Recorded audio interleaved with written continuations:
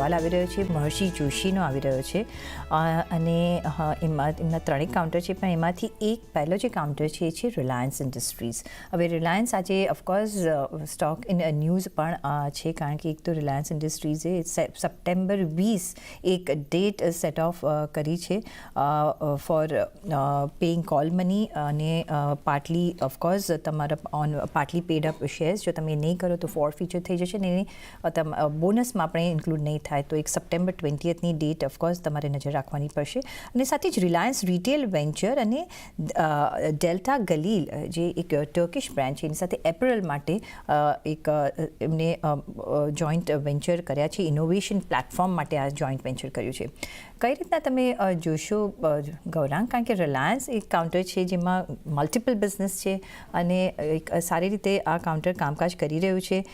કઈ રિલાયન્સ પર તમારો શું મત? લોંગ ટર્મ માટે જો એન્ટ્રી લેવી હોય તો અત્યારના લઈ શકાય? તો રિલાયન્સ પર બી પ્રીતિ આપણે ઘણા લાંબા સમયથી રોકાણની ભલામણ કરી રહ્યા છે અને આપણા જ શો પર મારા ખ્યાલથી આ બજાર હેલ્પલાઇનમાં ઘણીવાર રોકાણકારોએ 2400માં બહુ જ પ્રશ્ન પૂછેલા કે શું કરવું રિલાયન્સમાં. આપણે અભિપ્રાય ત્યારે આપેલો કે 3000ના લક્ષ્યાંક છે જાળવી રાખો, અને આજની વાસ્તવિકતા એ છે કે 3000ના ભાવ આપણે જોઈ લીધા છે. હવે લાંબા ગાળા માટે 3400ના લક્ષ્યાંક છે.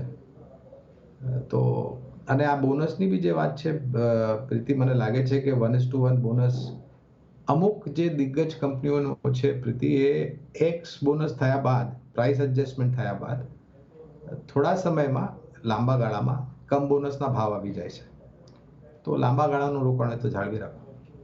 લાંબા ગાળાનું રોકાણ હોય તો જાળવી રાખો. જેની પાસે નથી એ ખરીદી પણ ઇનિશિએટ કરી શકે છે. હવે 3400ના આપણે લક્ષ્યાંક લાંબા ગાળા માટે જોઈ રહ્યા છે. પ્રદીપ, અત્યારના રિલાયન્સમાં જો કોઈ એન્ટ્રી પોઈન્ટ મળે જો લાંબા ગાળા માટે કે શોર્ટ ટર્મ માટે, કઈ રીતના ચાર્ટ સ્ટ્રક્ચર છે? રિલાયન્સમાં જે એજીએમના દિવસથી ફોલ ચાલુ થયો છે એ કન્ટિન્યુ કરી રહ્યો છે અને મેજર સપોર્ટ અમે જોઈ રહ્યા છીએ એમાં એ લગભગ 2860નું આવશે. ત્યાં આગળ આ સ્ટોકની 200 દિવસની મૂવિંગ એવરેજ પ્લેસ છે અને ઓગસ્ટ મહિનાની શરૂઆતમાં જે બોટમ બન્યા હતા એ પણ ત્યાં આગળ જ છે. તો 2860નું લેવલ ખૂબ ઇમ્પોર્ટન્ટ રહેશે આગળના ટ્રેન્ડ માટે. તો એક્ઝિસ્ટિંગ લોંગ હોય એ આ સ્ટોક લોસ સાથે હોલ્ડ જરૂરથી કરી શકે.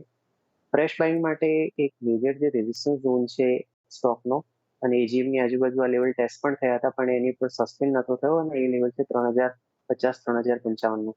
તો એક મેજર રેઝિસ્ટન્સ ઝોન ક્રોસ થાય પછી અમે ફ્રેશ બાઇંગની સલાહ આપીશું. મીનવાઇલ એક્ઝિસ્ટિંગ લોંગ છે 2860ના સપોર્ટને ધ્યાનમાં રાખીને હોલ્ડ કરી શકે. એ તો 2860ના સપોર્ટ લેવલથી તમે હોલ્ડ કરી શકો છો, જેની પાસે છે એ. જેને નવી ખરીદી કરવી છે એ 3050ના લેવલ સરપાસ થવા દો અને પછી તમે ખરીદી કરી શકો છો. અને ગૌરાંગે જેમ કહ્યું, લોંગ ટર્મ ટાર્ગેટ આપણે 3400ના પણ જોઈ રહ્યા છીએ અહીંયા. તો એ સાથે જ